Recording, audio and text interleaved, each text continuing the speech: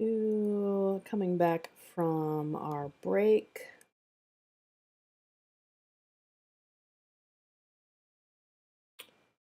Okay, everyone, I am back. Are you guys ready to continue? Shub is here. Your narrator has returned. Excellent. Looks like everybody is there, so go ahead. I'm here. Okay. When you guys Are are we ready. We're all present and accounted for. Looks like All it. right. Well, let's find out about the further adventures of bar horror. Exterior Brooklyn night outside the Odessa warehouse, a secluded backside, accessible from only two directions. Point of view opposite rooftop watching. At a steel door to the stash house. POV sees a man wearing a blue and red jacket who then enters through a door. Back to POV is Raven.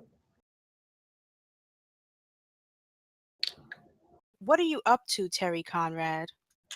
She leaps off the rooftop, lands somewhere else, completely out of sight. Ow, fuck. Outside Brooklyn at night alleyway, Mattingly interviews a witness, 30. Both stand near Raven's handiwork. Okay. You say the vigilante kills two thugs trying to rob and rape that crack whore, and decides, the fuck, may as well 86 her as well. Witness nods. Mattingly walks onward, approaches portable lights, arrives next to Paula, hovering over the dead bar whore. A trail of bloody guts spewed across the pavement. Rip bar whore. Same disembowelment patterns. Gotta be her. Mattingly fights off a gag reflex, reaches for his stomach area. Gotta stop eating hot dogs on the way to crime scenes. Police officer interrupts. That sounded too real. Speaking of hot dogs, we found a black dick. Oh my god! Oh Black my dick. god! Wait, I take Bar offense. Whore's brother. This must be like Bar Whore's brother. Mhm. Wow. I'm sorry. I just feel like I got hit by a blizzard of dicks. Paula, at attention. Goodies. I love black. Don't say it. Don't you fucking say it. Paula laughs. Black Dick. Inside the Odessa stash warehouse at night, cartons of liquor piled everywhere. From somewhere above, Raven drops, lands, holds a three-point stand. Used to be awesome to do that. She leaps upright, hops a few times, reacts to her ankle soreness, shakes it off, immediately spots her target. Blue and red jacket, positioned with his back to her. She struts over to him. Think you're some kind of a detective now, Terry Conrad? He spins to face her, but it ain't Terry. Boivik warrior fires a taser into Raven's midsection. Raven takes a jolt, recovers, knocks away the electric probes, lunges and quickly slices fake Terry's throat with a dagger swipe. Another set of barbs penetrate her back. She goes for a ride on the taser train. Stiffens, rides again. Boviks emerge from hiding, flank her on both sides. Cattle prods deliver enough juice to power a small block. Raven twitches, falls onto the floor. Russian gangsters all leap and pile onto her as though she just fumbled a football. American football, of course. The pile disperses. Boviks carry an overpowered and helpless Raven by each appendage to a nearby table. They place her on her back, spread eagle. A dedicated Bovik holds down each one of her limbs, while a few others stand close to assist. Which one of you muddocks want it first? I get loose, I'm gonna do some work on you Cossack assholes. Daria advances from the shadows, checks out Raven, toe to head. Raven stops struggling, notices the Brigadier. Mint. Save me the trouble of looking for you. How's your pussy brother fucking doing, you albino looking bitch? Daria smiles for a millisecond, removes a dagger from Raven's thigh holster, examines. I put one just like that in your brother's back. Lowers the tip, gently glides it up Raven's leg, over her hip, and further up her exposed navel. Girls, get a room. Mind getting that itch? Little to the right. Hey, that kind of tickles. Raven laughs. I'll ask you one more time. What poison and which antidote? That sleazebag's still alive. Having trouble remembering shit at the moment. Daria drives the knife deep inside her gut. Our hero screams. With only the handle visible, Daria twists and displays a look of puzzlement from lack of blood. Removes the dagger. Watches the hole begin to slowly repair. Can't we just skip to the good part? You know, when your pulse reaches 0 beats per minute. She takes the knife and plunges it back into Raven's stomach. Psycho bitch rages right along with each one of Raven's screams, cranks it up a notch, stabs Raven's midsection again and again. Take that, Yikes. beach. Wow, some intense women.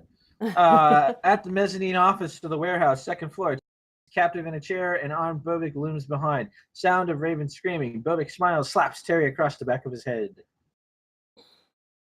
Seems the party has begun for your friend. You are not valuable anymore, now are you? This guy's armed to the teeth, assault rifle slung over his shoulder, grenades attached to body armor. Even has a taser sticking into the front of his pants belt. He grabs Terry's camera from his neck, looks at the front of the lens. That's worth $19,000. It's yours if you let me go. Bobik laughs. It is already mine. How does it work? Back down on Raven's torture session, loud screams as the dagger rearranges her abs. Daria stops. She's actually winded. Checks her own hand, which is bleeding a bit. Raven catches her breath, sees Daria's self-inflicted wound. Better have that looked at before it gets infected. Hey, I'm just concerned for your well-being. Evil bitch drops the dagger, yanks off Raven's mask. What the fuck are you made from? Raven struggles to free herself from the Bobik grips, changes over to laughter. You fucking twat. I'm gonna gut you like a flounder, make your brother watch while I show him all the bullshit you ate for dinner. Then I'll do the same to him and every other Odessa faggot I can find. Don't you talk about my brother like that? What is poison? Tell me! Daria is handed a cordless circuit saw, which she tests, spins up the blade, displays it to her prisoner. Oh, power tools. That's hot. Bobik removes Raven's stripper boot, grips her higher up on her leg. Oh my. Daria goes tool time with the saw directly on Raven's ankle. Owie. The teeth from the saw blade stretch and rearrange Raven's joint, blasting her skin and bone nearby onto the tabletop. No matter how much cutting is done, everything that is Raven still stays somehow, some way attached to her displaced foot. Ah, shit! Which now begins to flop and dangle off the edge of the table. Of course, still no blood from our hero's leg. Maybe make a note, this sounds way too much like that scene from Daredevil. Daria has the saw blade so far buried into the table that the tool takes off on her, begins cutting into Raven's other leg, straight into her shin. A new set of painful screams, a bit weaker though. Her breathing accelerates. This is beginning to take a toll. Outside Brooklyn at night, the streets of Brooklyn look like the OK Corral. It's cops versus robbers, and the robbers are winning. A police helicopter descends above the street. An RPG lays a smoke trail as it slams into the tail rotor, exploding into a fireball. The steel bird spirals out of control, crashes nearby. Automatic weapon fire from RSR gang members, along with the newly recruited prisoners, shred the shit out of cop cars. The undergunned police are forced to withdraw. Only problem, they are retreating into the newly arrived liberated Crips, who fire at them as well. It's a bloodbath. An armored SWAT vehicle plows onto the scene, remaining cops positioned behind it, tank warfare style. RSR bombardier aims his rocket launcher at the vehicle, fires. The rocket hits the sloped windshield, careens and redirects upwards. It continues till striking a cell phone antenna tower, which explodes and burns. A second rocket hits the front wheel of the SWAT vehicle, cripples it. From rooftops, Molotov cocktails rain down on top of the disabled personnel carrier. Any cop still inside is a pig in a barbecue. Cops around the outside of the vehicle are cut down from gunfire. Stop shooting! Hold your fire! Shooting quells for a bit. RSR gang members with the loyalty of newly acquired thugs turn to face the Crips, who they now greatly outnumber. Don't shoot! Our history can wait! Crip leader scans. His side doesn't stand a chance unless he negotiates. Don't shoot. What you up to? Smells big. Grande! There's room for more, but I'll need help getting something first. Black front and brown. Shit ain't been working in the past. How about front and green then? Oh? How much green, nigga? More than you can count. But if you can go above cinco, I'd be fucking impressed. Crypt leader checks his men, then orders them to lower their weapons. Aerosol leader extends a hand in gesture. We got a deal then? I got the choice. The fuck we's gonna be doing? Gotta hit the 60 first. Police precinct. The hell's fa? New set of digs. Crypt leader has no idea what that means. I don't either. Brooklyn alleyway. Paula packs up equipment. An unmarked police car screeches to a halt. Door opens. Mattingly behind the wheel. Hurry. Shit's going down big time. Where? Everywhere. She falls into the passenger seat. Car speeds away. Inside the warehouse at night, Daria slaps the side of the cordless saw blade, turns to the Bobik that previously handed her the tool. Is it too much difficulty to fully charge battery? Stop. No more. Bobik hands Daria a spare battery. She nods in approval, accepts it, swaps out the dead one. I can't breathe. You are not so much funny any longer, are you? Her hand, please. Bobik frees Raven's arm, opens her weakened hand, spreads her fingers apart. The poison? Daria spins up the saw blade, slashes it outwards. Raven's fingers look like bowling pins after a perfect strike, all twisted up and blown out of proportion, each dislocated, each dangling from the knuckles, just like Daredevil again. Weaker screams, she's depleted, abused, and broken. Daria stops the blade, hovers it in front of Raven's neck. Let's see what happens if I cut your head Oh, off. that's my line.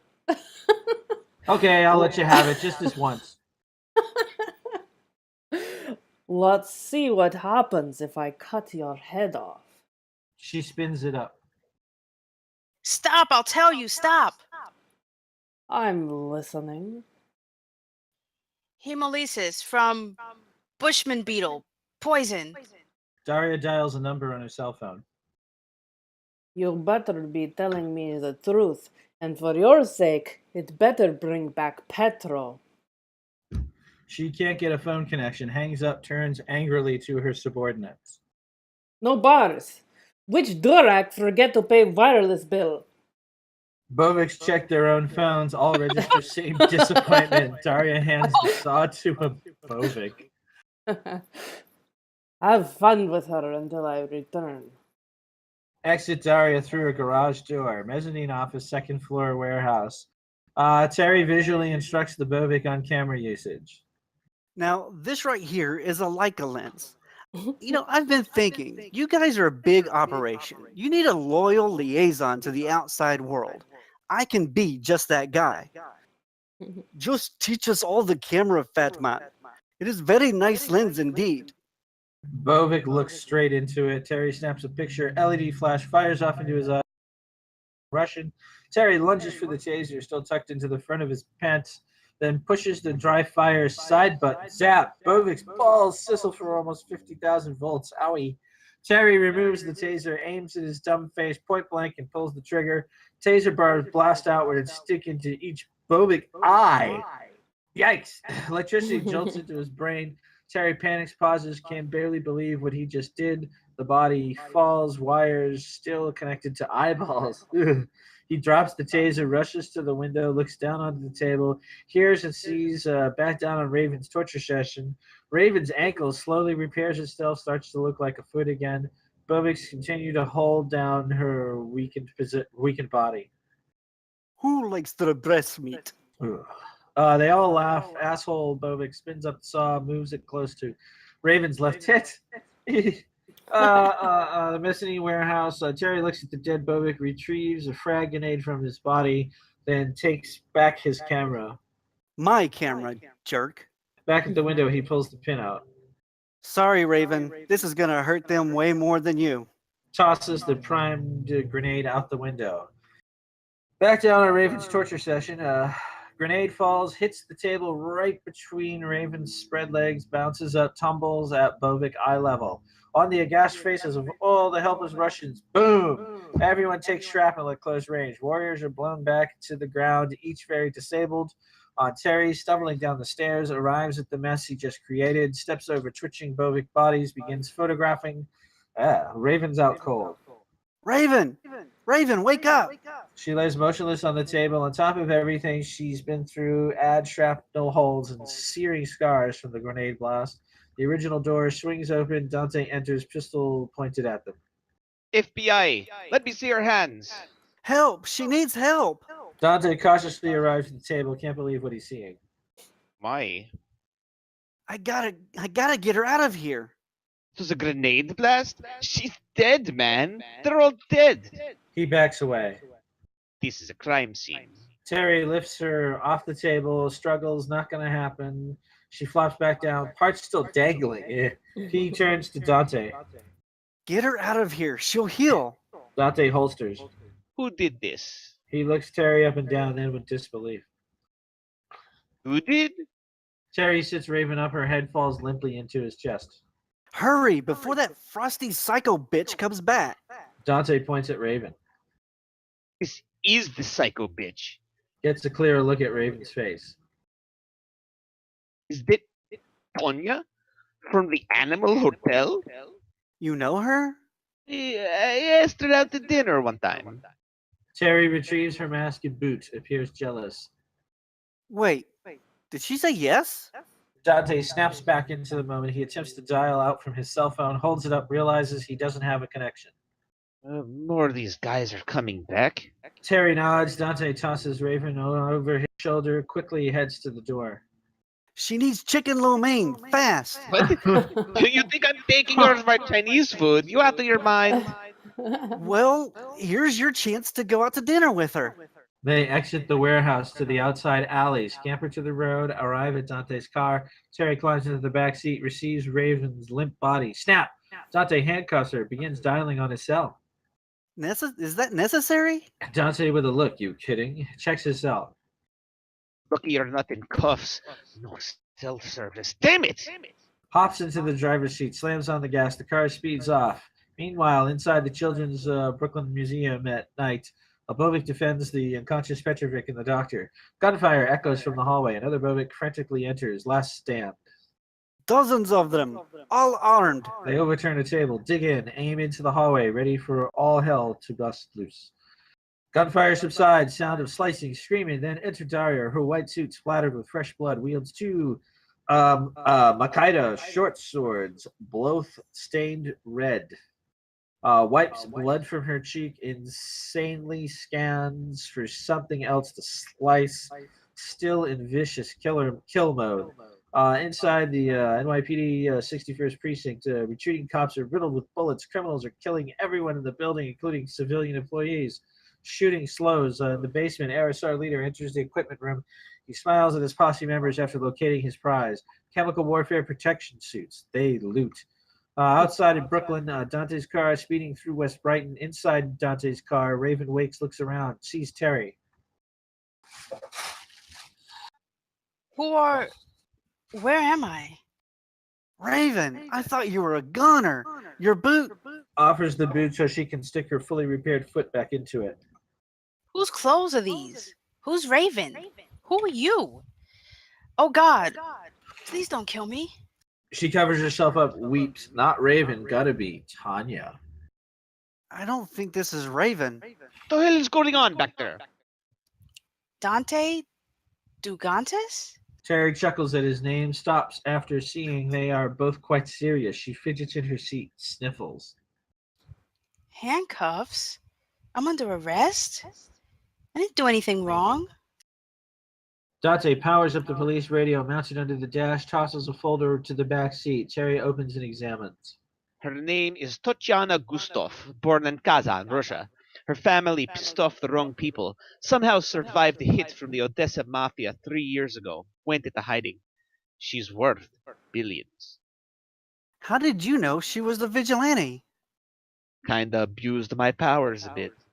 Terry checks the dossier folders, realizes. Hot and rich? Wait, I'm in here too. You were a legitimate query. I was just interested in her. Guess it turns out she's also legitimate. You don't understand. She's a superhero. More like an outlaw and murderer. Murderers and outlaws don't cry. Give me the key. I'm taking these cuffs off. Oh shit!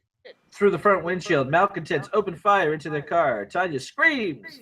Dante swerves the vehicle, enters a side road, sideswipes a few parked cars, careens onwards, bounces off another car before accelerating around a corner. What the? Tanya squints, opens her eye. Terry looks at her face, registers horror after seeing her left eye mangled from a gunshot entrance wound. Oh, what is it with the eyes in this guy? Ah! Ah, it burns! It burns! She leans towards Terry for help, offers her face. He has no idea what to do. Get it out! Out! Out! Burns! Get it out! Terry sticks his finger into her eye, attempts to pull out the bullet, appears disgusted. Yeah. Out! He sticks a second finger inside, feels around. Burns! Burns! It burns! The speeding car clips something. Terry and Tanya tossed into the door. Gunmen and looters populate the streets. Dante fights the steering wheel, regains control of the vehicle, checks behind for pursuers. Clear. Activates the police radio. Federal Tech 1 to NYPD headquarters. Radio emits an error tone. He repeats the request, then to himself. Some messed up. He turns his head to the back seat, sees Terry yanks out the bullet from Tanya's eye socket. Ugh. Tosses the hot lead out of the window. Tanya, still handcuffed, looks directly at him with her mangled eye cavity. How's it look? Tell me. Is it really bad? Terry, with a look of repulsiveness. No, not really. It'll barely leave a mark. Dante fights the wheel, briefly turns his head. Nah, it's just fine. You look great. Outside the police precinct, the NYPD mobile command bus is an RV on steroids, currently deployed in front of the 60th precinct. Behind it is the Skywatch surveillance tower, ascending upwards and locking into position. Dozens of police officers and emergency personnel urgently prepare a perimeter. It's a lot of P's. Both sides of the block. Every type of first responding vehicle imaginable begins triaging within the newly formed safe zone. Interior mobile command bus. Inside looks like mission control. Monitors track roving gang members as they loot and destroy neighborhoods, showing various feeds taken from aerial drones. On a monitor, flat screens, TVs parade overhead.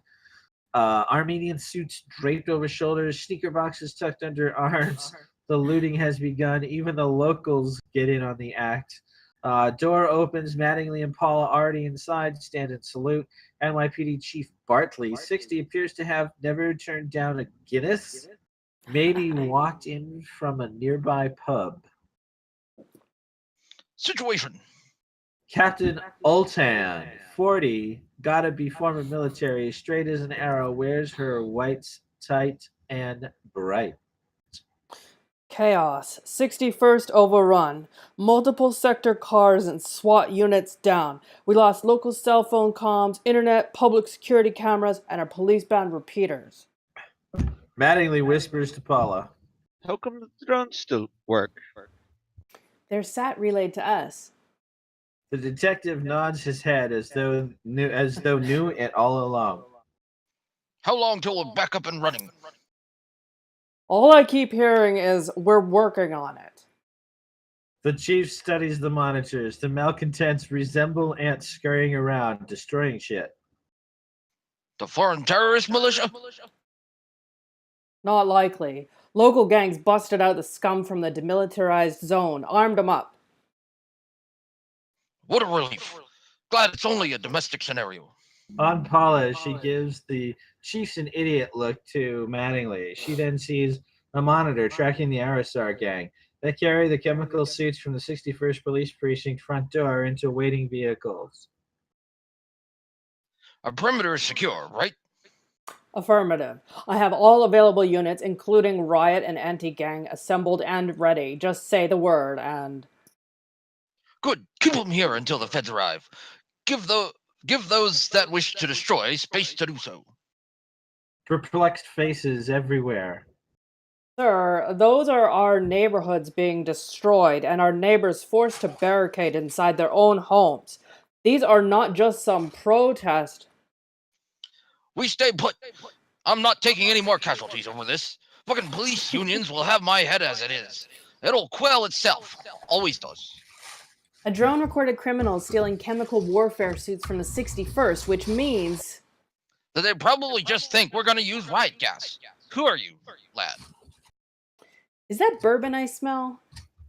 Cap, they're all heading towards Little Odessa. If we I won't just stand by while You are gonna stand by, and the rest of you are gonna do exactly as told. Anyone not clear on that can resign immediately. Now, someone give me my cup of coffee. Chocolate Irish cream. shit must run up the chain of command because you are bursting at the seams with it. With a splash of Kahlua. Assigned personnel and ranking officials only. Everyone else, I want out of here right fucking now.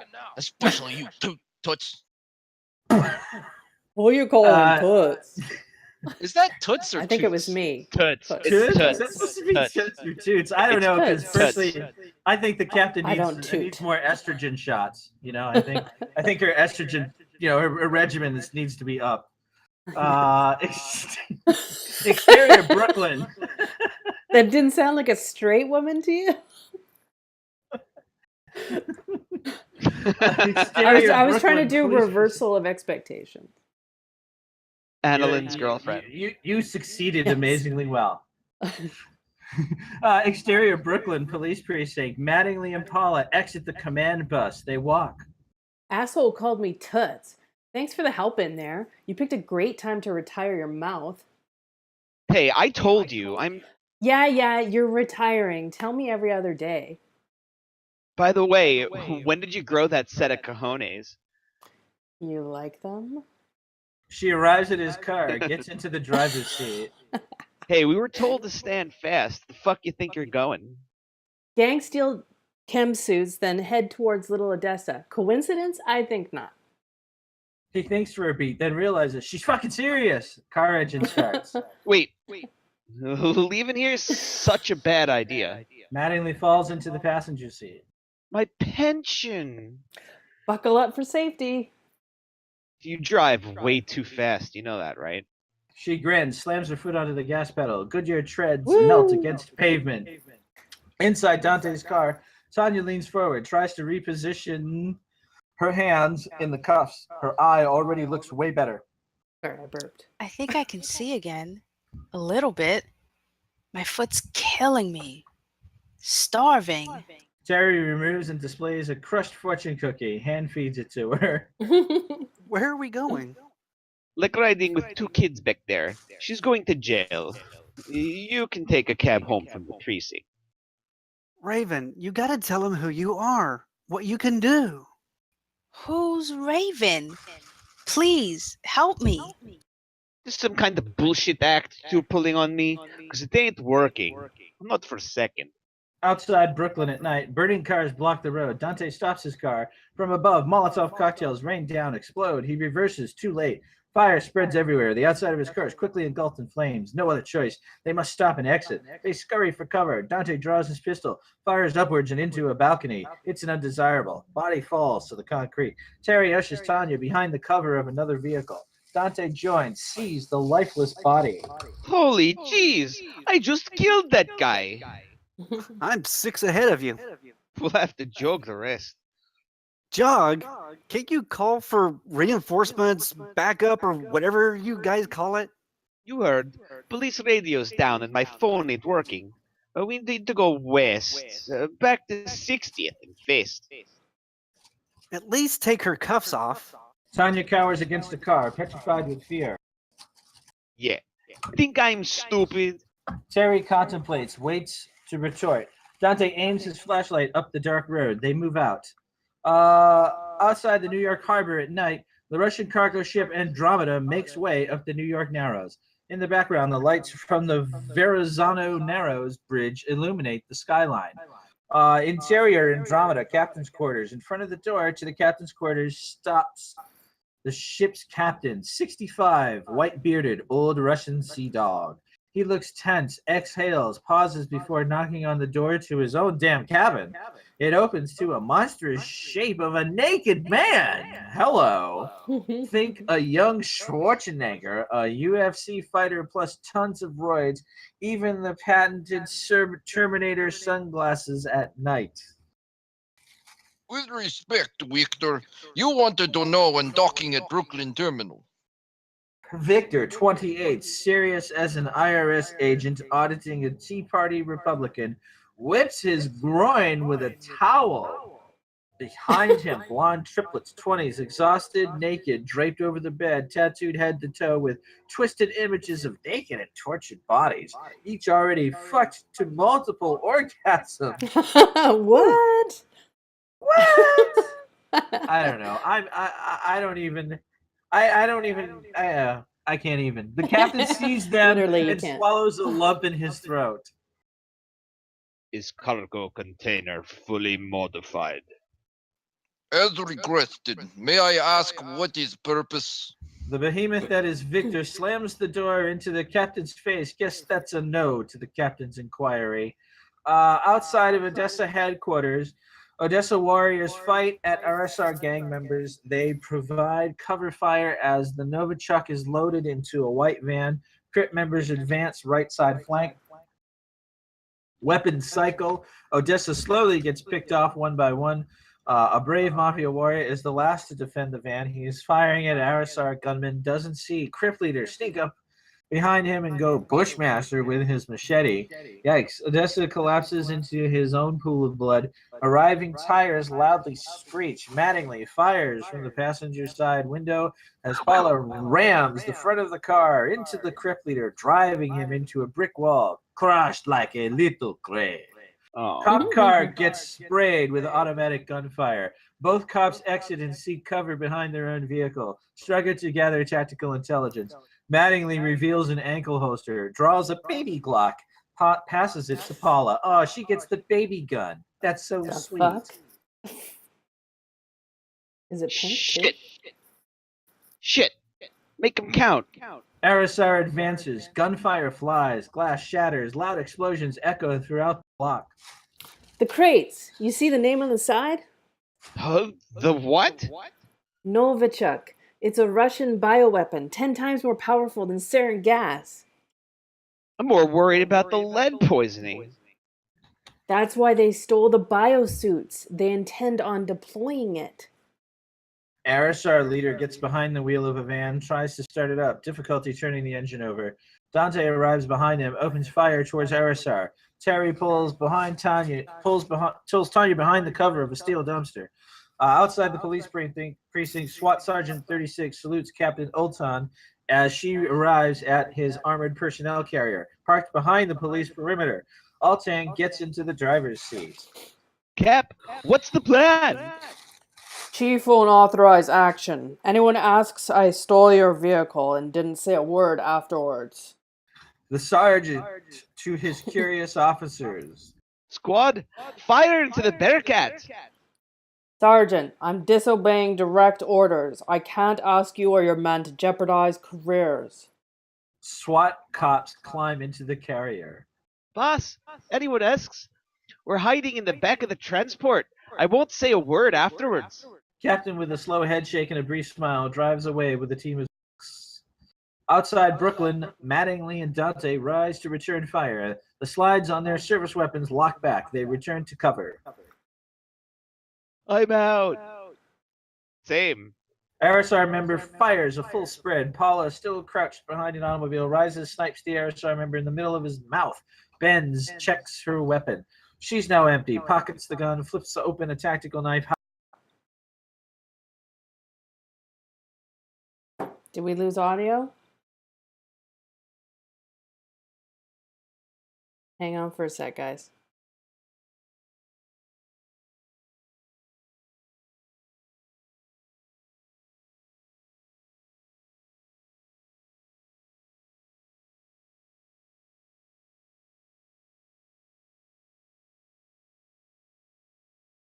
Just gonna re-enter the voice channel here. I think I had a little fuck up with Discord.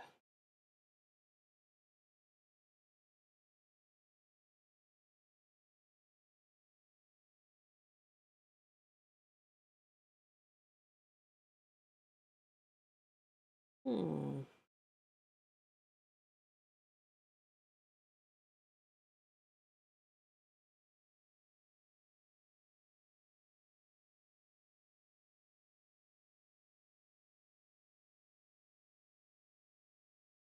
I'm gonna restart my Discord.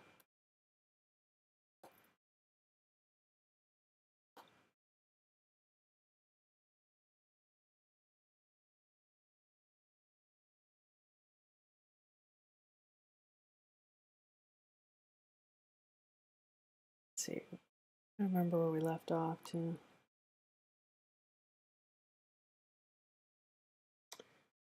Do.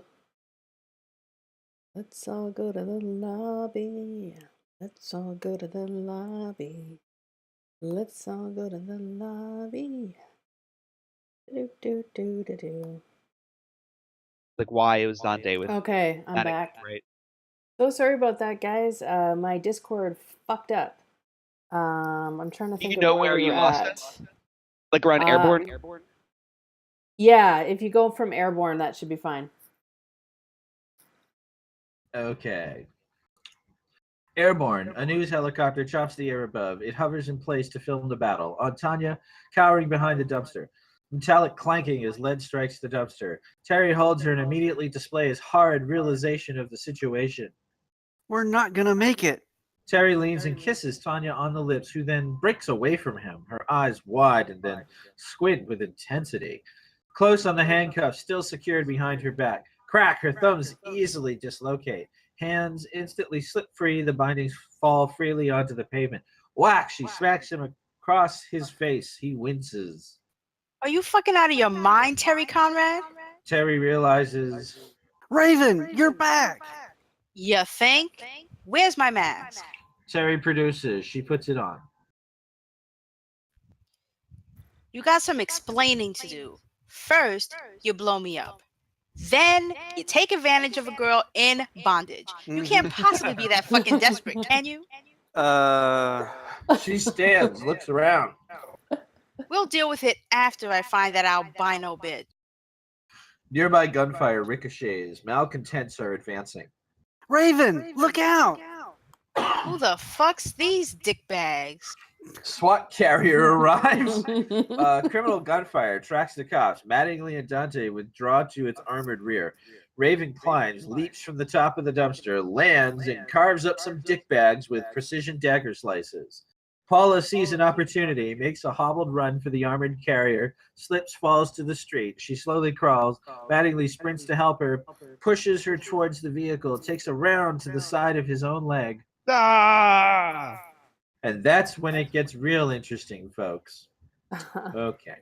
Arisar leader doesn't in like full that. chemical warfare suit exits the rear van doors, leaps onto the street. He fires a handheld gas launcher at the cops. A metallic canister hits Mattingly square in the back, hisses like a cobra as it deploys the Novichok nerve agent. Instant and undetectable horror. Mattingly's the first to inhale this stuff. Additional Arisar members, each wearing chem suits, aim video cameras with full intention of documenting the horror. Hey, you gotta advertise your new product. Okay. Mattingly immediately feels the effect from the Novichok. The gunshot wound to his leg is now the least of his worries. He rapidly twitches, muscles convulse with super spasms that fracture the very bones they are connected to. Cracking sounds. Mattingly gasps for air, lips turn blue, mouth drooling a yellow mucus. The panicked look on his face makes up for his inability to scream. Terry arrives. Paula ushers him inside the carrier along with SWAT team members. They quickly seal the door. Inside the carrier. What the? It's a nerve agent called Novichok. Oh no, Mattingly! The captain slaps the onboard button labeled oxygen. Atropine? Useless against this chemical variant. Paula watches the roadway through the safety glass. talking to Mattingly myself. ceases to move. She sighs with horror. Are they next?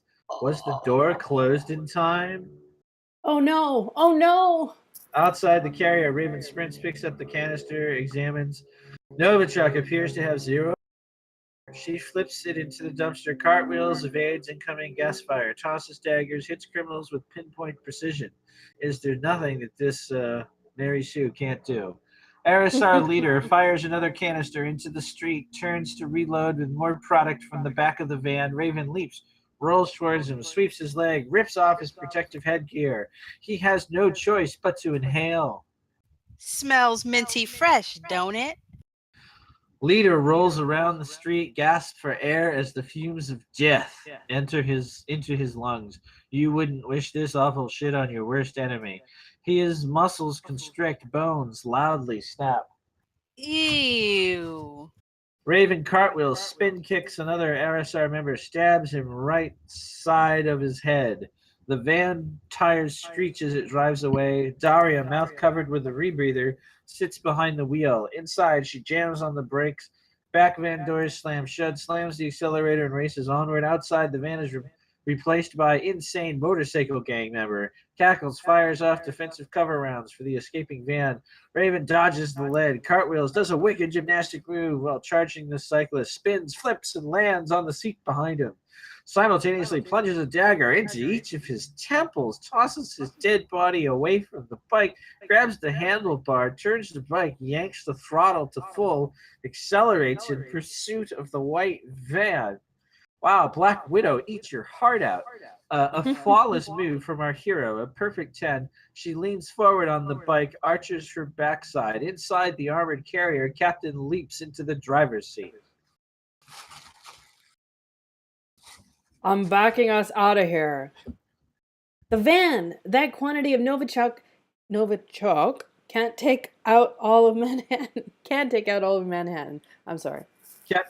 Captain turns to her sergeant, who checks gauges.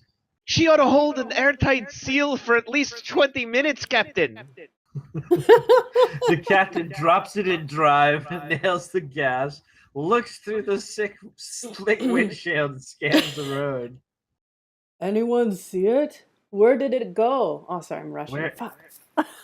Where did my estrogen pills go? Where are they? Exterior Brooklyn, van drives westbound, Raven in hot pursuit, dodging abandoned vehicles and giant potholes. On a sidewalk, she races, pulls a wheelie, hops the bike onto the hood of a car, airborne for a brief moment, lands and continues onward. Inside the armored carrier, the captain shifts into high gear, searches the roadway. Come on, where is it? Paula switches radio frequencies, activates the microphone, speaks directly into it. Black News Copter above 60th. You have your ears tuned to Aviation UHF? Chapel 4. Copter 4, this is NYPD SWAT. We need your assistance tracking a white van westbound on 60th. A beat. Copter 4, do you copy? Affirmative. White van speeding westbound on 60th. Has a motorcycle in pursuit. Copy that. It's imperative you do not lose sight of that vehicle. Do you understand, Copter 4? Beat. Copter 4, do you copy? The muffled sound from a rotary aircraft, and then We just lost visual. Somewhere inside the Brooklyn Army Terminal. Paula to the captain. It's heading to... The Bearcat lurches through an intersection. I heard. I fucking heard. Outside the Army Terminal, gargantuan 1920s concrete structure, an ancient hub once used for transporting wartime equipment overseas to distant battlefields. At one time, this was considered the world's largest post office for the United States military. Inside the warehouse bay, a van passes loading docks, travels deeper into the structure, turns a corner where armed Boviks wait. They spot Raven in pursuit, open fire, bullets ricochet everywhere. She tumbles, bike slides, comes to a halt after hitting pallets of machinery. She crawls from the onslaught of lead, sees the van come to a stop. A bullet clips her thigh, blasts skin and muscle from her leg. She yelps, gets up and then slide spins, rolls behind the cover of machinery, grimaces while extracting the hot lead, waits for their reloading, peers from behind, sees the van. Daria exits the driver's side. A warrior awaits, greets her, begins to unload the crates of Novichok into an old freight elevator. Boviks send more lead into the machinery. They finish reloading, advance, ready to open fire again. But Raven's gone, like vanished into thin air gone. Tires screech, warriors turn, scatter for cover, weapons cycle hot lead at the arriving NYPD armored carrier, which skids to a halt. SWAT sergeant quickly leads his troops out of the vehicle and into position for the firefight. This is it, everything they constantly trained for.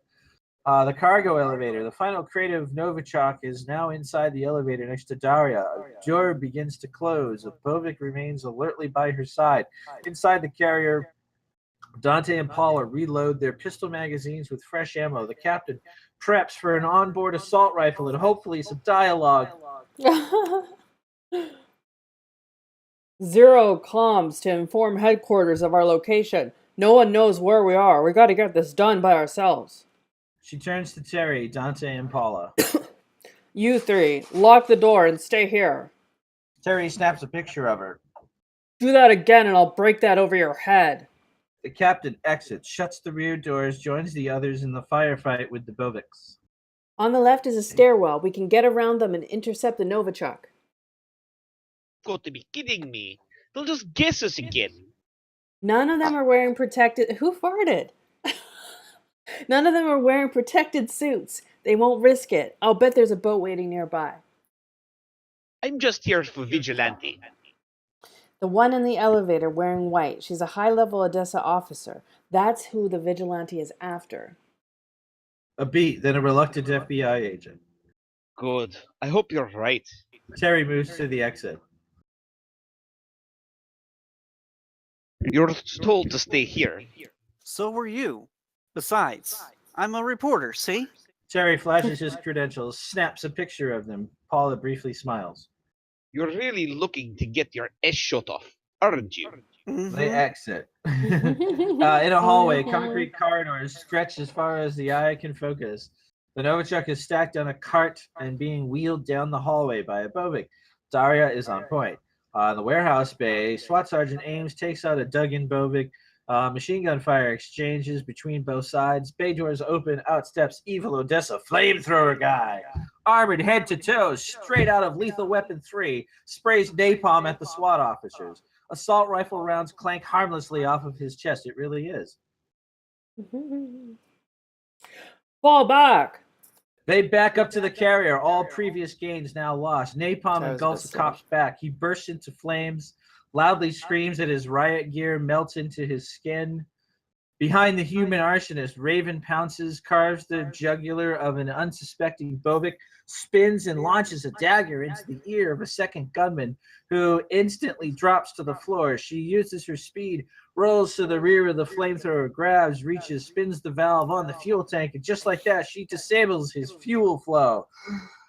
The flamethrower powers down. Arsonist checks on the malfunctioning equipment. Cops charge him, drive him to the floor. They wrestle.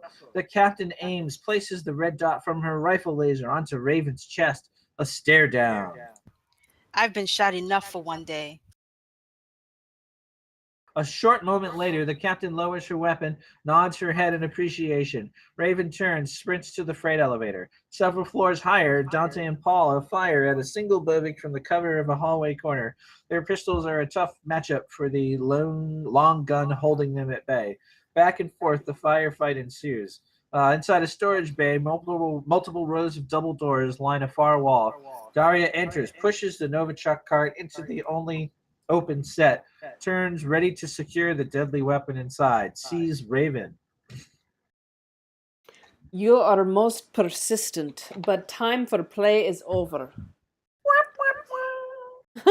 Daria removes and discards her bloody coat, draws the twin sword strapped to her waist, stands naked from her pants up. Her entire torso is covered in tattoos.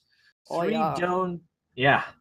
dome towers, church steeples indicating prison terms cover her Aunt Jemima breasts. Wait a second. What does that mean? Oh man, this is so not fair. I just ate pancakes right before we started. They're syrupy. I'm trying to picture what that looks like. Does that mean they're pointy? Are they pointy? What does pancake tatas feel like? I'm thinking it has to do with the bottle that's shaped like the woman, right? I don't know. That's keep Mrs. reading. Butterworth. Keep reading. Oh. She makes syrup too. Never mind. A set of large, open eyes under her throat area, stars, bells, bulls, scorpions, knives, long blades, a setting sun with faces of tigers clutching keys, I'm and fucking badass. on both shoulders, the tattooed epaulette from the Soviet uniform. Raven processes. I'm digging it. Wish I could get tats like that. Oh boy. Daria points both swords outwards, poses for a beat. Right before she spins her swords like a highly skilled samurai, begins advancing. Raven reaches for a dagger. She's out. Daria closes the gap, lunges, slices. Raven barely dodges, tumbles to her left, leans backward, avoids another sword strike, executes a tuck and roll to her flank. She backs onto her feet as Daria quickly closes the gap, positions to initiate another sequence of attacks. Raven dodges a sword thrust to her torso, pivots, hops over another twirling slice meant to take out her knees. She slides laterally, front kicks into Daria's hip, fully connects. Daria stumbles, can't help but rub for soreness. They both separate and reset. Raven circles. Daria twirls her swords above her head, slowly at first. Pace quickens. Momentum builds until executing a tornado whirlwind kick strike. Hadouken! Barely misses Raven's head. The follow-up tears deeply into Raven's left forearm. Motherfucking Mother's Day. That cut hurt Raven. She staggers to achieve separation, backs into a steel door, holds her arm tightly. Daria smiles. I know there is limit to amount of punishment you can endure. Raven hops, clutches her arm damage. Mind just shutting the fuck up? Daria spins her blades. Whirlwinds like the Tasmanian devil forces Raven back, who bobs off the line of attack. The sword master advances. Raven has little choice. Flees the room through an open roll-up door. Quickly realizes she's on a cargo balcony, still inside the complex. It's small and square with dozens more scattered above and below. Yet another remnant of the ancient wartime operation that once existed here. Raven dodges another swinging thrust, leans backwards over the ledge, rolls and falls over the side, one floor down, belly slam. She crashes onto another balcony, gets up, sees Daria set to leap. Raven leaves the balcony, runs into another section of warehouse on Daria. She makes the jump, rights herself, resumes pursuit. Another warehouse terminal, stacks of worthless machinery everywhere. Daria twirls her razor-sharp steel, ready to strike again. She checks behind a hydraulic press. Nothing. Scans side to side. Raven must be hiding here, but where? Daria moves to the next possible hiding spot. If you really want to find Raven, just wave around an open box of chicken lo mein. Clank, a handful of ball bearings bounce onto the floor, scatter under Daria's feet, which then slide out from under her. She goes down on her ass. Oh boy, another whole page. Raven emerges from hiding. Both hands clutch a rusty pipe, swings like a kid in a carnival.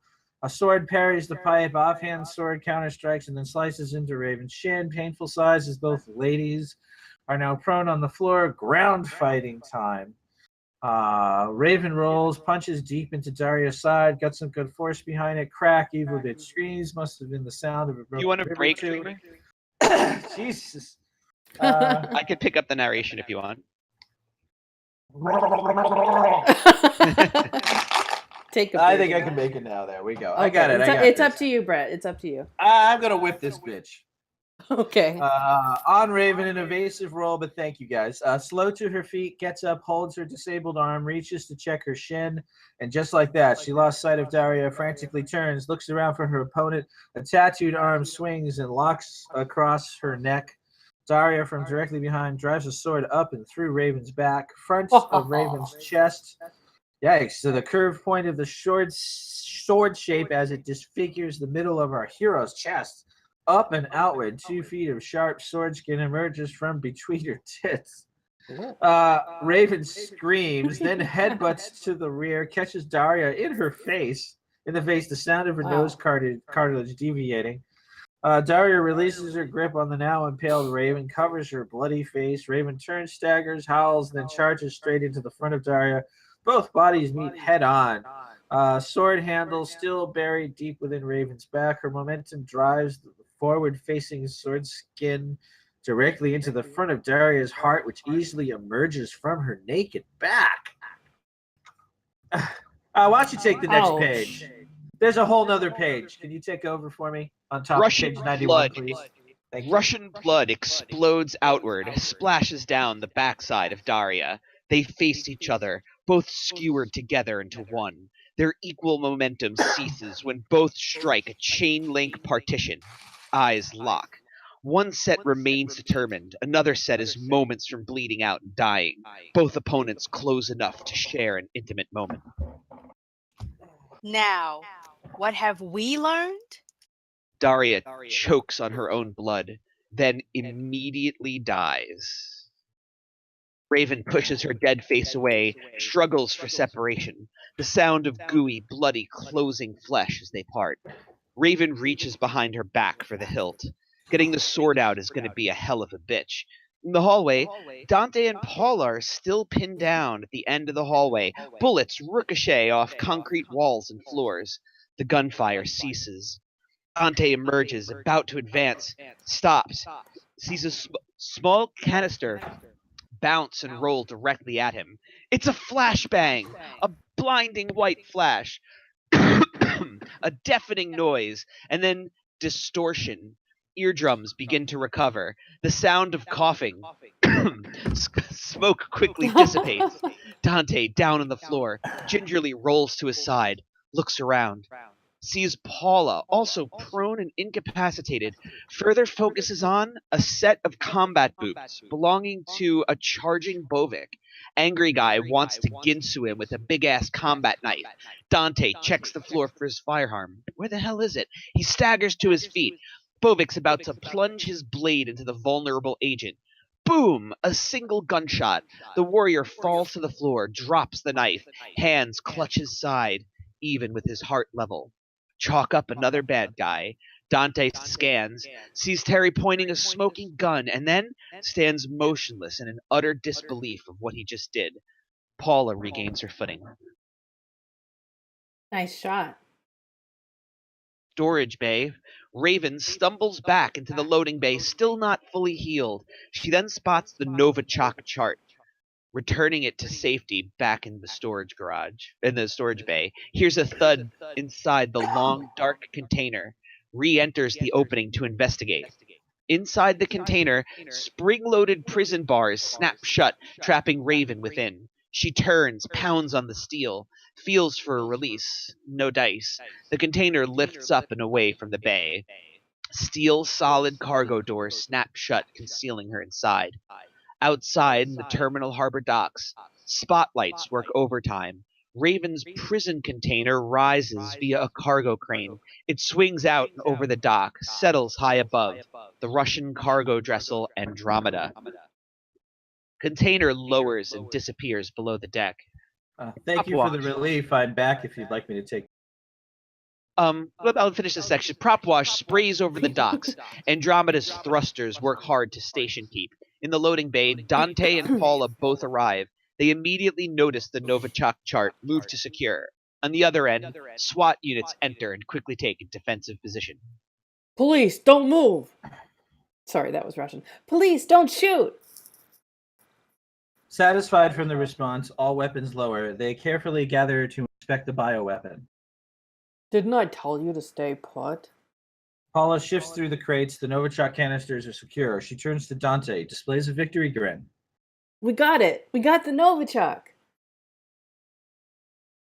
You two could have gotten yourself killed, along with that reporter. Where the hell is that annoying kid? Dante and Paula eagerly scan for Terry, who should be behind them. Tell me he's safe in the Bearcat. Outside of the harbor docks, the Andromeda clears the terminal slip, spins to port, throttles up underway into the open harbor. A short time later, interior of a cargo ship, deep inside the belly, A dimly lit cargo hold, mostly empty. In the middle rests Raven's prisoner container, silent, doors still tightly secured. Interior lights activate, and access port opens. Victor enters, blue jeans, shirtless, buffed because he's a badass. Petrovic trails behind him, staggers, barely able to walk, assisted by the three triplets, each wearing leather bodysuits and spiked chain accessories. How Oh my. progressive. Victor arrives at the end of the container, slides a large lever. He walks to the other side, repeats the procedure, then steps back. All four sides release from the frame of the container, teeter for a moment, then freely fall to the ground. Thud.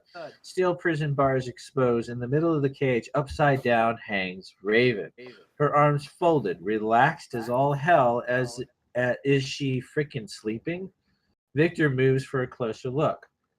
Get down from there. Her eyes still shut. Come in here and make me, asshole. Victor unlocks the cell. Raven opens her eyes, falls down into a handstand, somersaults onto her feet, sees Victor step inside with her. His massiveness blocks the egress. He checks his watch.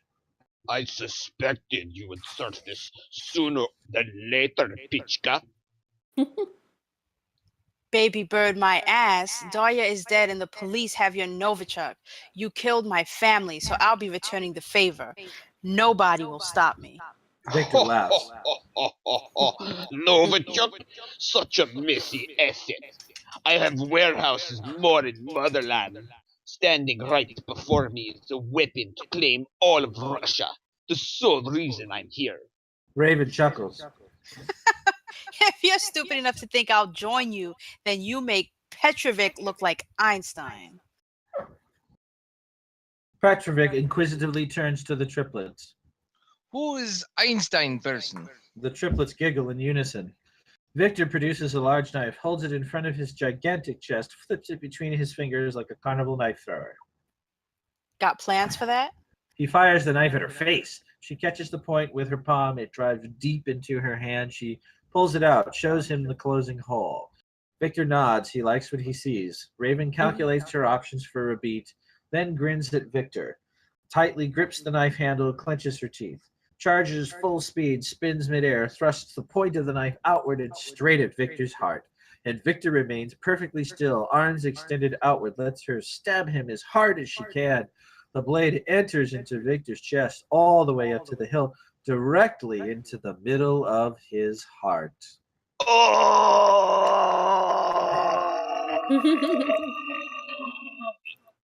Nice. And Victor leaves the space-time continuum. Backhands Raven's head, sending her spinning backwards into the ground. She rolls, face ripe with pain, watches Victor grab the handle of the knife and slowly pull it out from his bloodless and self-sealing wound.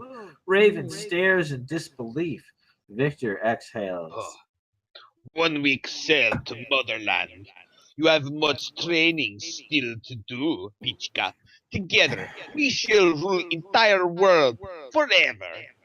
Victor once again checks his watch, exits the cell. Petrovic angrily slams the door behind him, spits at her through the bars. Raven attempts to stand, yawns, clutches her forehead, closes her eyes, kneels, braces herself for transition.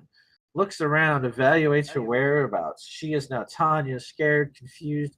She cowers deep inside the prison cell. The exterior of the New York harbor at dawn, the upper deck of the Andromeda, an armed Bovik slowly patrols. He passes a lifeboat. The canvas cover of the lifeboat slightly parts. Peeking from within is the petrified face of Terry, who looks around, then shuts the canvas, remains hidden inside. Release Andromeda, the stern of the Russian cargo ship, registered out of Murmansk, sails away from camera, clears the Verrazano Narrows Bridge, and then heads straight out to sea. The end. Woo! Yay! Good job, everybody. I'm clapping for you by slapping my knee. Give yourselves a round of applause, readers. Rounds of applause for everyone. Lovely lemon lemonade. Yeah, you're living it up in Russia if you get applause for Christmas. Lovely Oh, lemon laminate. Yeah, that was in that video that some of us watched to practice our Russian accent. So I kept like Oh, saying it I in my see. mind before my lines. Lovely lemon, lemon, and brother, everything is much slower. Dominant. Oh my God. Um, Lovely. Brett, that was amazing. I know that that Yes. was a mouthful. Thank you so much for narrating and Greg for jumping in to give him a break, a little Yes. reprieve at the end. I appreciate the narrator teamwork. You guys are awesome. That Raider teamwork power ho! Yeah, that was great. That was I had 2 teaspoons, like 2 big spoonfuls of honey, just to keep my throat together. There. Thank you. Well, when we do full reads, we could always like have narrators alternate every like 20 pages or something. Yeah, Keep it Erica fresh. mentioned this in the chat, so I think that's a good suggestion and something. I want to what I want to do is have another meeting. We had a film, like a Twitch film meeting about 2 months ago before we started doing the table reads. And I think it's time that we have another one. So maybe some of you guys can take part in that and we can just discuss people's ideas and suggestions, how we can be better. I mean, But personally, I can narrate the whole time. I mean, I Yeah, I normally I'm But okay, but sometimes, this you know, this yeah. reader was just a little punishing at times with with all the Yes. fight choreography. that, and you know, Totally. you never know. Your voice might get tired. Scripts are long, take a while. Oh sure, but yeah, Yeah. I mean, you know, I could I'm go okay either way. doing it by myself. It's just Okay. once in a while I might need a breather. Yeah, well, Yeah. you had like 5 pages there, and you were like already dying from it. Well, Yeah. another thing we could do is have more than one break, maybe. I don't know if that's an option that you guys would like, but instead of breaking I at the felt like the halfway first point. time it was okay. I think it depends on the length of the script. You know, I mean, this wasn't so bad. There wasn't a lot of back and forth in the dialogue here, so it was just a little punishing at times. But I feel good about just committing to doing it when I say I'm going to do it, because I think more often than not you're going to get scripts with a little more dialogue, so I'm okay. Okay, fair enough. Awesome, you did great. Yeah, Thanks, dude, you did guys. great. Everybody did You guys great. did fun, that was excellent. Erica did amazing. She had a lot of lines as well as the protagonist. Shub, Kiwi. I found Captain Estrogen very convincing. Well, I had all these different roles because there's only 2 female readers, right? And I didn't want to give Erica too much because she's the protagonist. So I had to try and make them sound a little bit different, and that's all I could think of was making her sound really, really low, and then that way she would sound different when she's talking to Paula, who is also played by me.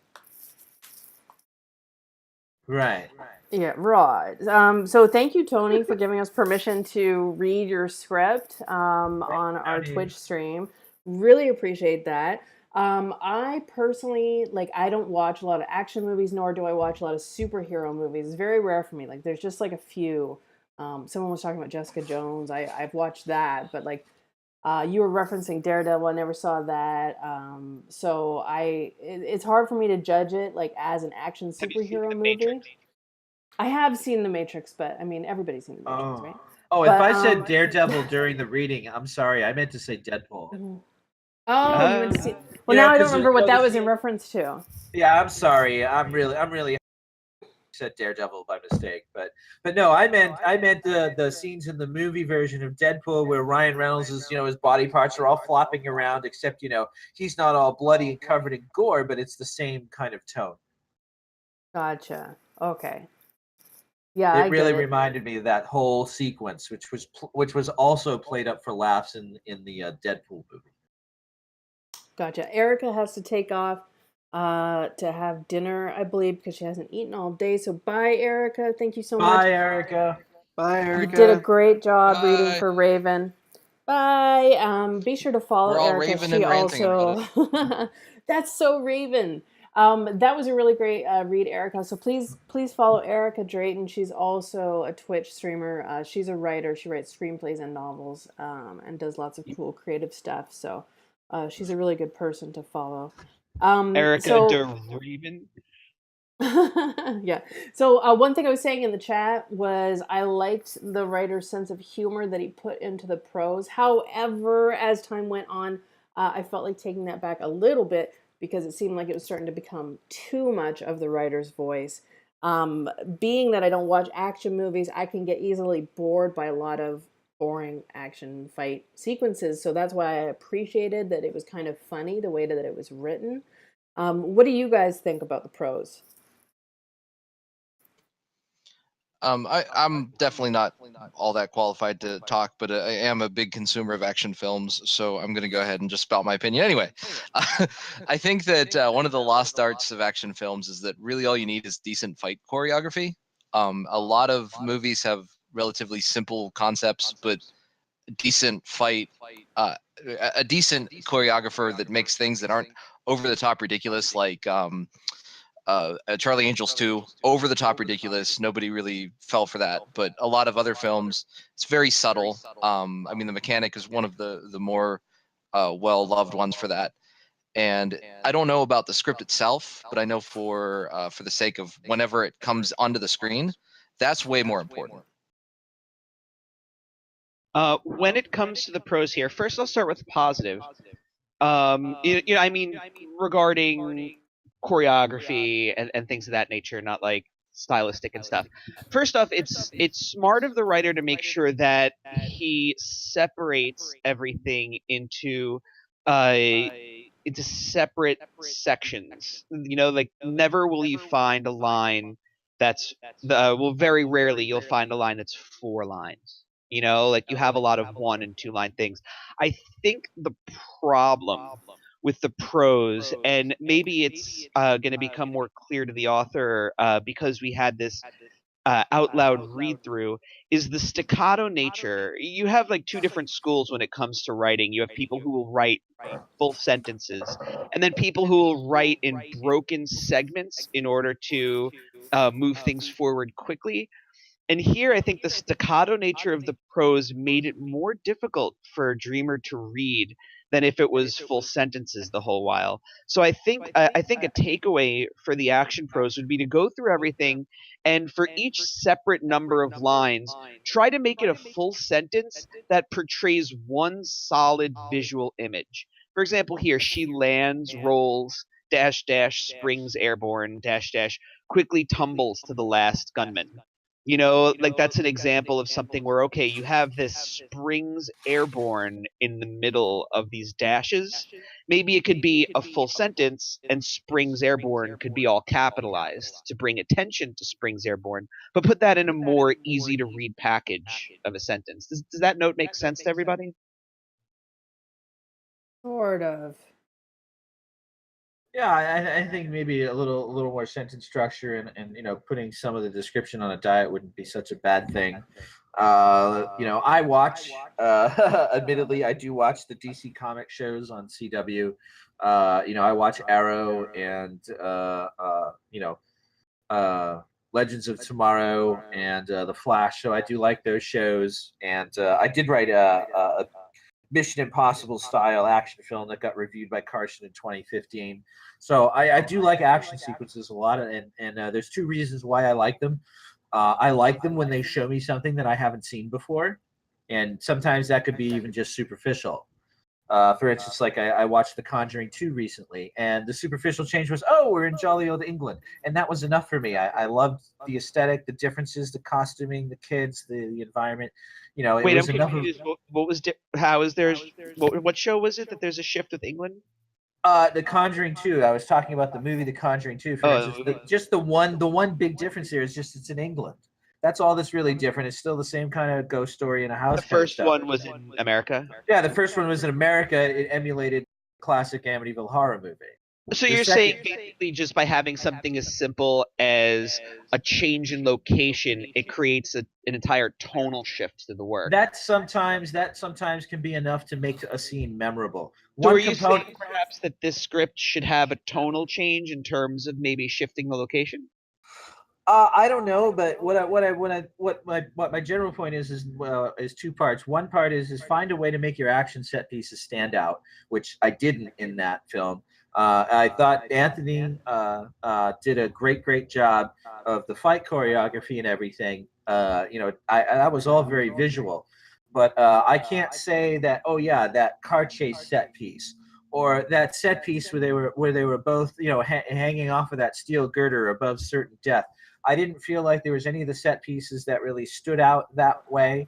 And my second problem with all the set pieces was it was very hard for me to understand the consequences of failure sometimes. But do you think that's perhaps the result of having a main character that can't be killed? That's part of it. Part of it was it was very hard to get involved in the action because there is a lot of choreography, and because I don't understand the consequences of failure, it's very hard for me. When I write my own action, there's different kinds of action scenes you can write just real quickly, like a rescue, surveillance. There are different kinds of things that you can do in an action scene. You Right, can like a take somebody stylized hostage. sequence. Yeah. That's right. Right. For instance, you don't want to have 2 hostage-taking scenes in a row in an action movie because Right, that have a would be hostage stupid. scene and then have That's something right. that's a That's different right, and sequence then- but and- hits the same beats. You got it. And maybe the next scene the villain's laying a trap for the hero, and we know about the trap ahead of time using dramatic irony. You see how just using some devices like that can really give an ebb and flow to the action scenes. And I think Anthony's a great writer here, and I think he could explore that even more. Right. So to pause on that note before we start talking about other stuff, what you're saying essentially for the author is that as a result of sequences that don't have distinct, memorable set pieces, the sequences become a little less catching. And Yeah, then between that also and because of the consequences. number of them that aren't catching, they sort of blend together. Whereas if each one was approached in such a way where, okay, we have this sequence, what is the consequence of the sequence? How can the location be a bit more different than what we've seen before? And then when we have the next sequence, focus on how it can be different in a striking manner from the ones that precede it and come after. Sure. Yeah, that's a good way of putting it. One time I attended a lecture where one of the writers of ER spoke about exposition. Oh, And he said- ER was and a he- great and he- show back in the Oh day. yeah, too. it was. And he said the exposition, in order to get through to people, to get the drama through, is you told them your technobabble, but you couched it with a consequence they could understand. So, when George Clooney was saying, we need to get the EKG stat, and if we don't get, we got to get the epinephrine cart here right away. Or else we'll die. Or else this boy's going to explode. Right. Right. You need to couple your technobabble with a very clear consequence, and I think maybe that tip might help the author with the rewrite. Right, like find in each sequence a way that either through dialogue or through prose, it can be clear what the stakes are in the individual scene and what happens if any of the characters fail. I mean, in some cases, it's like, all right, they're going to get shot. Of You course, know, sometimes but- it is that, but it can't be that all the time. Right, otherwise it becomes too one note. Sure. Taking a step back from like the from like these development notes, like going back to the very beginning of the script, I was a little surprised in the end that that the script actually focused on Bird Girl and Raven. I came into this without knowing the log line or any of the information, and I felt like Terry was the main character.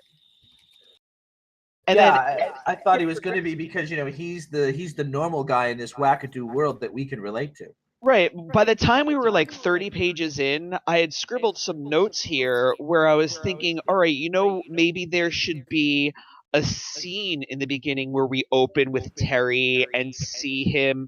I mean, maybe it's cliche, but get into his world of being a journalist. What are the stakes of why he's what he's looking for, what he needs, his job, his motivations, his stakes, his life, and then shift into like this fantastic world of Raven where his head just explodes, like Interview with the Vampire. Christian Slater's freaking out because Brad Pitt moved across the room super fast, or like have that transition from the real world into the disbelief coupled with his excitement over what this kind of story can do to improve his life.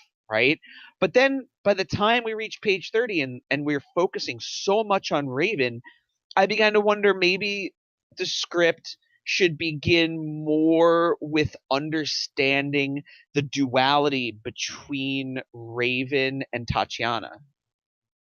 Like establish her dual personality earlier as a way to appreciate and latch onto her character more? Yeah, I mean, I felt like Raven was the protagonist, but I know what you're saying about the logline because the way the logline reads, which is What is a the wannabe, logline? I'll read it to you right now. A wannabe reporter must convince an indestructible gymnast to fulfill her destiny as a righteous superheroine before being consumed by her thirst for revenge. So Maybe the script even there, should it's start. unclear. How about if the script starts with an Olympics and Terry is covering the Olympics and like watches Raven win like a medal or something happens, some sort of thing that binds their characters together early on, and then that connects in a sort of setup payoff revelation fashion with him investigating her and discovering she's a superhero. Is that crazy? I don't know. I have to see what Tony thinks about that one. It could definitely work. But I felt like Raven was the protagonist despite the log The line and log line, opening yeah. on Terry. I always felt like she was the strongest character. Uh-huh. There were some scenes towards the end where she kind of disappeared a bit, and then I started to feel a bit of confusion about who the protagonist was Well, she supposed to be. literally disappeared. She turned into Yeah. another person. Well, yeah, that's what I wanted to ask you guys about. I mean, being that I don't watch a lot of superhero movies, maybe this has been done before, but I thought it was kind of clever and neat that where you normally have a superhero who has a secret identity, like Clark Kent is, secretly Superman. She has another identity, but she doesn't know it. Because she has multiple personalities, so she doesn't know that she's also Tanya, who works at the pet store. That's a really good way of looking at it. She's a superhero with a secret identity, but also an identity that's secret to her. On one hand, it's a Right. trope, the MK Ultra assassin, like with Dollhouse and everything. Okay, yeah. But because that's more, you don't see it in the superhero realm. So It in could that work. respect, it's an original approach, but I feel like it's lost amongst the hyper glorified violence and revenge fantasy here. Whereas really, there's a real opportunity to focus on her actual character. There's so much banter between Raven and Terry and Raven and other characters, whereas there could be more focus on understanding her as a character and her two personalities and her history more than just idle flashbacks, but maybe having the flashbacks show a full story arc that Yeah, I runs agree. side by side with the current action, and you could pair the past story arc up with setups and payoffs and have like a revelation and then have a chilling moment that ends the flashbacks and brings us firmly into the present with an understanding of why Raven is the way she is and what that means. Yeah, I agree. I think that's the interesting or unique angle to it. So more focus on that couldn't hurt. Sure, I mean, you got the new Fox show that's coming out this fall, Legion, which is kind of like that. You get this kid who's in an insane asylum who, meets another super, and then his powers, start emerging while he's, being monitored in a psych ward. So it's pretty cool. Dreamer, you might know the answer to this. Isn't there a script that just sold that has a superhero that has multiple personality disorder, and each time his personality changes, he's a different superhero? No, I'm not familiar about that. Do you know the title? I'm I Oh, think it that's was that one. It's about like cowboys and Indians and aliens or something like that, right? Isn't that Bradley Cooper's going to be in that? something like that. Something like that. Yeah, Yeah. I just can't remember the exact title, but it was like he has 7 different personalities, and each one is like different, like a cowboy or a ninja.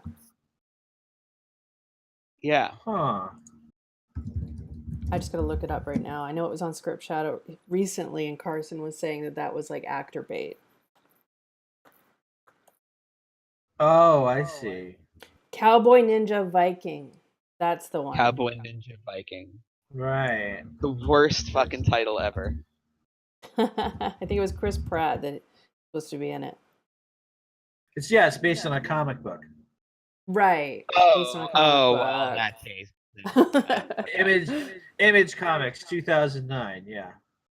All right. Right. They're saying that well, the John Wick guys were in talks. Yeah, they were saying Chris Pratt, then no more Chris Pratt. So yeah, it's kind of gone into development into development coma, where a lot of comic book Right. properties wind up. Well, that's still Uh, different from this, though. I mean, I still really like the idea that her other identity she doesn't know about, and it's a regular person. Oh, I wasn't saying it as a negative. In fact, it shows that there's interest in the concept, and this is a variation of that concept. Of multiple personalities? Multiple personalities, superhero crossover kind of thing here going Gotcha. on. Here's the thing. I don't like Raven. She's not a likable. I like She's her. not a likable protagonist. I You- like you her might- dirty mouth. Right, sure, her dialogue is fun. But in order for the audience to empathize with her, early on, the conversation, the tit for tat between the journalist and her isn't enough to create a sympathetic protagonist. And the flashbacks weren't enough to do it either.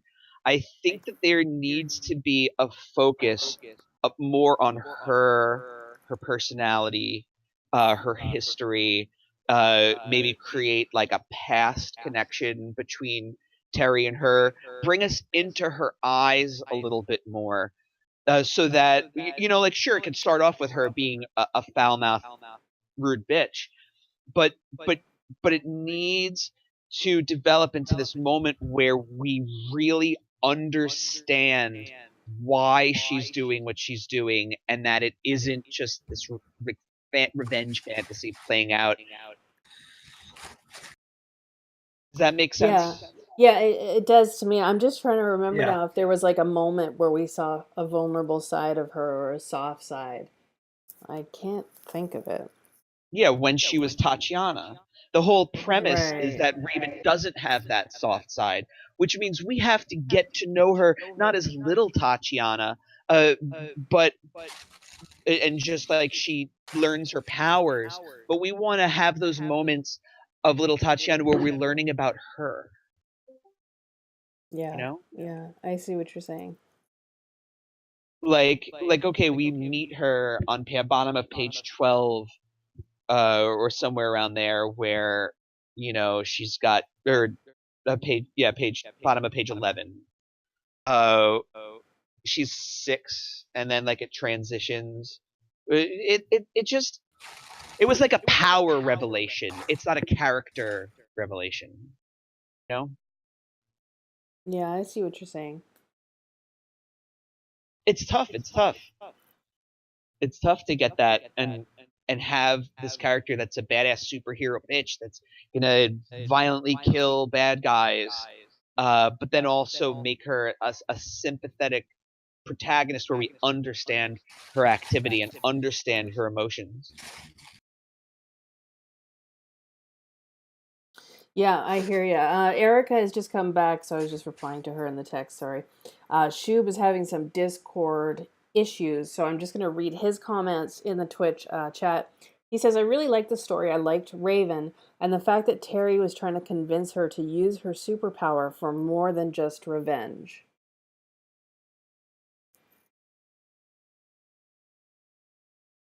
Right, but that's a Terry strength, not a Raven strength. Well, she bred for Terry, so that's all he cares about, I'm sure. Yeah. Well, he had the most attachment to Terry. No, but I mean, like, again, Terry is a stronger character than Raven. And I don't mean like physically strong or mentally strong, but I mean a character where we sort of see his view of the world more than understanding the views of the other characters. We spend a lot of time with Terry, and then he sort of gets like a little bit drowned out throughout the rest of the script. And I found that a little awkward because he was I thought for a while that he was the protagonist, and it was sort of like from a journalist's perspective of what this hyper violent vigilante is like. And I was picturing the story going of like there being some sort of publicity and him having some sort of means of making her famous and dealing with how the public would react to a vigilante that's like a murderer rather than like a Batman or a Superman, because I figure that this world that we're in, maybe there's other people with superpowers, so maybe there would be other like past vigilantes as well. I was picturing some sort of like press angle to the story, but instead the whole press angle is really a device that's utilized to get to know Bird Girl and her goals and bring us into the action. But it wasn't like a plot in and of itself. It was just like a device of background saying no. I was just writing in the chat that Terry Conrad makes me think of Lois Lane. Do you guys think that it's a better angle to have Terry as a protagonist and see this story from his point of view? Yes, I think so. Yeah. Well, I mean, maybe. Yeah, might work. But I mean, like, you could take away some repetitive sequences, some unnecessary action, some unnecessary dialogue, to add in. I mean, like I'm with the school. Really try to take away to add. It's like, what can you pull out to add maybe this larger through line for Terry? Yeah, I'm going to agree with that. I think Terry would make a really cool protagonist for this story, and I think that's what Tony was actually going for, just based on the log line. But it just isn't quite there. Especially in the climax where Terry becomes utterly muted by other people with powers and weapons. What power does Terry have? What strength does he have that he can bring to the table to make his gifts shine? How can he influence what's going on rather than being a purely reactive sidekick meant to dig the bullet out of Tatiana's head and explain what happens to Dante? If he wasn't there in that entire sequence, it would have been exactly the same. So he's a weak protagonist.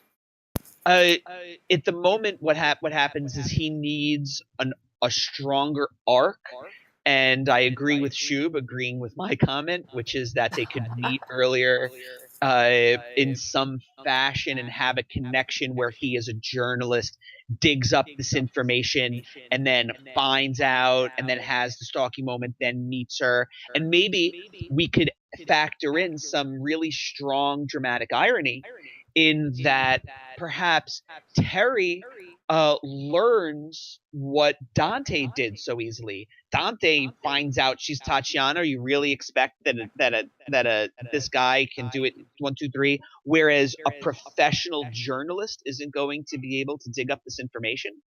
He should discover Raven's secret maybe on page like 5, page 3, like right. And then when he finally finds her, locates her, approaches her, their entire meeting sequence could be sort of like he had a plan, and then maybe it goes a little awry, but then he gets in there with her, and then you could have this subtext through all their scenes where he's feeling her out. Does she know that she's this other person? Oh man, maybe she doesn't. Like it gives this opportunity for both dramatic irony and subtext throughout every single one of their conversations. Also with leading into a big reveal, and instead of being like a Deus Ex Dante, it becomes Terry's choice to tell her. Terry's choice. Yeah, I like that. Those are awesome suggestions, Greg. We are coming up on our last couple minutes here, so yeah, I was just wanted to ask for your final thoughts or advice that you want to give to Tony. I know that I'm pretty sure this is what he's submitting to the Script Shadow 13-week tournament that we've all been doing, or most of us have been doing. So is there any kind of closing remarks or advice that you want to give, or just thoughts about the script to Tony? Dreamer? Yeah, I'd like to, I'd like to know something that Raven really likes. It could be just something simple, like Chinese food, like French toast. Other than that, because that just Aunt got Jemima. gross because Yeah, the Aunt Jemima, Aunt Jemima's the tits. pancake, yeah, pancake French toast tatas, with Aunt Jemima tits. French toast tatas. Yeah, Chow but mein, guys. She likes Chinese food. but no, I mean she's such a twat because she's picking on the fat guy when she's eating like 5 chicken lo meins at once. You know, I She mean, works it off. yeah, sure, she works it off, but I don't know. I'd like to know something else about her, something that she likes. It doesn't have to be a hobby. It could be anything. It could just be something that she's passionate about. A Something she defining cares character about. quirk or characteristic Right. to give her style.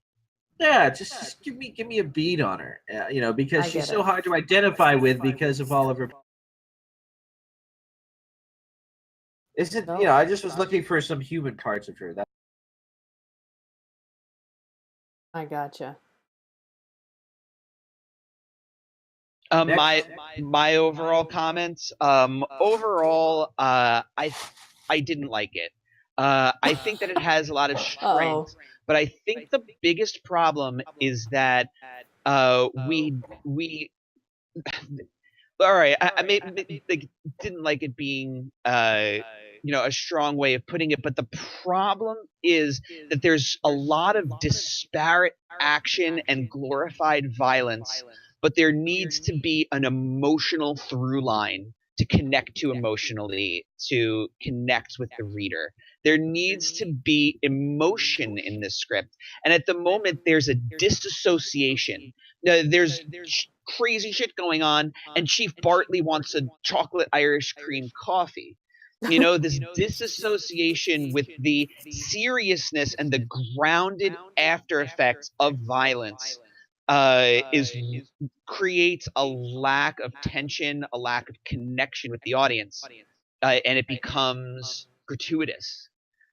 I think the key to this story is Terry and Raven, their connection with each other, and then there has to be a really stronger like duality between Paula and Mattingly. There needs to be some sort of side plot going on. Give us scenes where they interact directly with each other on things other than just the case. Trump up Paula, because Paula was a strong character, but she could have been more than just the person that makes funny quips when the other male cops are doing their job. You know, like it. I'm not saying that it read off as sexist for her, but she felt weak compared to the extreme feminine glorified power of Raven, especially modern day. It's like, to write off this like weak female characters side by side with strong female characters, it feels a little forced. I don't know. Um, I thought Gotcha. the gang stuff was good, uh, but the plot sort of bled together a little bit. I feel like there might be uh, one solution. I think might be is if the author brings Terry a little bit more to the forefront and plays with the idea of newspapers and public perception, right? Then there could be this side plot involving the gangs and maybe this black market bounty that's put on Raven, and then like put a big target on Raven's back and have everyone going after her for a change instead of her going after other people. Have this reversal where she and the people around her are put in jeopardy, as opposed to her following after everyone else's things. If you bring together everyone else's plot and focus that onto Raven, I feel like it'd be tightening everything up. And I think the key to getting people to like the script is getting readers emotionally connected with Terry and Raven's struggle. I agree with you there. I And agree. I think that would be my overall comment is having more heart. To sum up what you were saying, I think that if we had more heart for Yeah. Raven and for Terry, and just for everything overall. I mean, I think the script is really good. Like I said, I'm not any kind of expert on scripts in general, or even scripts in general, or action or superhero, but it felt like a polished draft compared to Oh, some of well- the first drafts that we've read. I don't know what draft it is, but I would assume One thing's for certain, it's a the second writer or has third. chops. Yeah, I want to point that out because we kind of take it for granted when it's well written and we just start, giving our comments on the story, which is great. So this is well written. I like the unique angle. I like the writer's voice. I do think maybe tone it down a little bit, but I liked the humor. And I liked the protagonist, who I thought was the protagonist of Raven, but I agreed that Well, I she think was that she the needs more protagonist, heart. for sure. Yeah, I mean, I think maybe he wants Terry to be, but I like the character of Raven, anyways. And Shub is No, saying sure. when he read it, he first thought that he'd prefer to see something like this picked up by Netflix as a series instead of a movie. So I wanted to read that idea out loud. I don't know if that would. I mean, Bird I Girl. don't know. It could be. Shows are like TV shows are the holy grail. I I know. think it's smarter to write this as a feature that's not that high of a budget than shift it into a pilot form. I think. Fair enough. So thank you guys. I'm going to cut it off there. I'm going to try keeping these table reads to 3 hours when possible. So today we're at 3 hours and 2 minutes. So I think that's a good time to cut it off. Thank you so much to everybody who volunteered their time today to read. Reading an entire feature film script is a time commitment, and it can be hard on your voice, especially when you're the narrator or you have a lot of lines. So I really appreciate you guys coming out today and doing this for me. And everybody that's watching on Twitch, everyone that followed me today, that hosted. We reached a record number of viewers today, which is 24 viewers. It was my goal to have over 20. Yay! So I'm really happy. And Oh yeah, you hopefully, broke we're your doing good hero things. goal. I did. Our next table read is Friday at 4 p.m. on Vincenzo's channel. If you'd like to be a reader, send me a message, either a whisper on Twitch, or you can send me a private message on our Discord group. We are always looking for readers, male, female, all sorts of accents. If you have a microphone and you know how to read, you should be able to handle it. You do not have to be a writer or an actor to do it. So I'm going to say thank you again to Tony for sharing your script. Thanks everybody for watching. And say bye, everybody. Bye, everybody. Do we know what you're reading on Friday?